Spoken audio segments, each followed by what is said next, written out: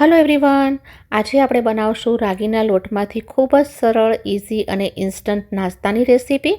મસાલાવાળા અને તીખા અપ્પે તો બધાએ ખાધા જ હશે. આજે આપણે રાગીના લોટમાંથી હેલ્ધી સ્વીટ અપ્પે બનાવશું. તમને ખૂબ જ પસંદ આવશે અને વારંવાર ખાવાનું મન પણ થશે. એટલા ટેસ્ટી બને છે. બહારથી એકદમ ક્રિસ્પી અને અંદરથી સોફ્ટ જાળીદાર તૈયાર થાય છે. ટેસ્ટ પ્લસ હેલ્થ બંનેનો પરફેક્ટ કોમ્બો આપણને મળશે અને ફક્ત 15થી 20 મિનિટમાં બનાવીને રેડી કરી શકો છો. તો ચલો બનાવવાનું શરૂ કરીએ. રાગીના અપ્પે બનાવવા માટે સૌથી પહેલાં એક મિક્સિંગ બાઉલ લેશું. એમાં 1 કપ રાગીનો લોટ લેશું. રાગીનો લોટ થોડો ચીકણો હોય છે અને એમાં ફ્લોઈ ટેક્સચર વધારે નથી હોતું, એટલે આપણે એમાં એડ કરશું 1/4 કપ ચોખાનો લોટ, અડધો કપ ફ્રેશ નાળિયેર ગ્રેટ કરીને લીધું છે. તમે સૂકું નાળિયેર પણ લઈ શકો છો. અને હવે આમાં આપણે ગોળનો યુઝ કરવાના છીએ. 1 કપ ગોળ લીધો છે. ખમણેલો ગોળ જ લેવાનો છે. એની જગ્યાએ તમે આ રીતે ગોળનો પાવડર પણ લઈ શકો છો. તમારી મીઠાશની પસંદ પ્રમાણે તમે ગોળની માત્રા વધારે કે ઓછી કરી શકો છો. પહેલાં બધી જ વસ્તુઓને મિક્સ કરી લેશું. રાગીનો લોટ માપવા માટે જે કપ યુઝ કર્યો છે એ જ કપનો ઉપયોગ કરી બધી વસ્તુઓ મેઝર કરવાની. હવે એમાં થોડું પાણી એડ કરીને સરસ સ્મૂથ બેટર બને ત્યાં સુધી મિક્સ કરશું અને એના લમ્પ્સને પણ તોડતા જશું. તમારા લોટ પ્રમાણે પાણીની માત્રા થોડી ઓછી કે વધુ થઈ શકે. મેં અહીંયા આશરે 1 કપ જેટલું પાણી એડ કર્યું છે.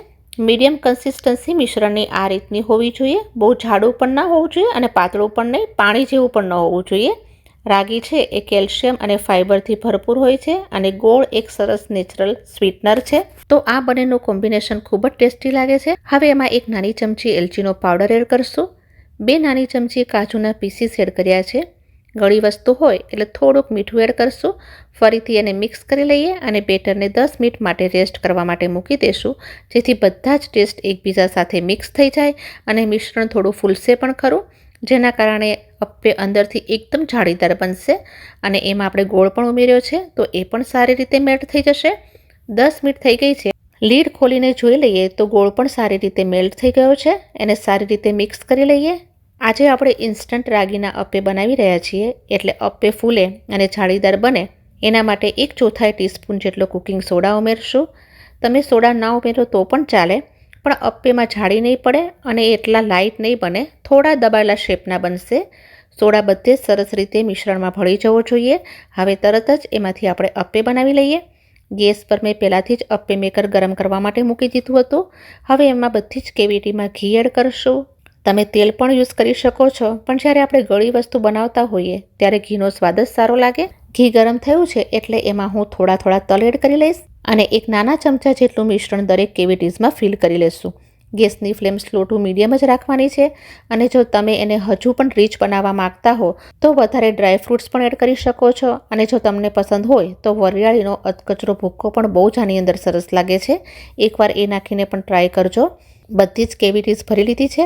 હવે 2 થી 3 મિનિટ રાહ જોવાની, જેથી બે એક સાઈડથી શેકાઈ જાય. સાઈડથી શેકાઈ જાય પછી તમે એને ફોર્ક, ચમચી કે આ રીતનો જે અપ્પેની સ્ટીક આવે છે એની હેલ્પથી ફ્લિપ કરી લો અને બીજી સાઈડ પણ સરસ રીતે શેકી લેવાના. એના ઉપર લીડ લગાડવાની બિલકુલ જરૂર નથી, કારણ કે રાગીનો લોટ છે એટલે અપ્પે ઝડપથી શેકાઈ જાય છે. તો જુઓ, બીજી સાઈડ પણ સરસ શેકાઈ ગયા છે. તો એને ઉલટાવી લેશું. તમે જોઈ શકો છો કે રાગીનો લોટ અને ગોળ બંનેના કારણે કલર પણ ખૂબ જ સરસ આવ્યો છે. બંને બાજુથી સરસ રીતે શેકાઈને તૈયાર થઈ ગયા છે. બીજા અપ્પે પણ આ રીતે બનાવી લેશું. તો હવે એને સર્વ કરીએ.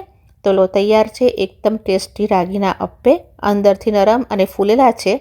આ ફક્ત ટેસ્ટી જ નથી પણ હેલ્ધી પણ છે. આ હોલસમ અને ડિલિશિયસ સ્વીટનો નાસ્તો બાળકોથી લઈ મોટા બધા માટે પરફેક્ટ છે. તમે આને ગરમ સર્વ કરશો તો ખૂબ જ મજા આવશે. પરફેક્ટ રિઝલ્ટ મેળવવા માટે બધા સ્ટેપ્સ સારી રીતે ફોલો કરશો તો તમારે પણ આ રીતે જ બનશે. તો તમે પણ આ રેસીપીને ટ્રાય કરજો.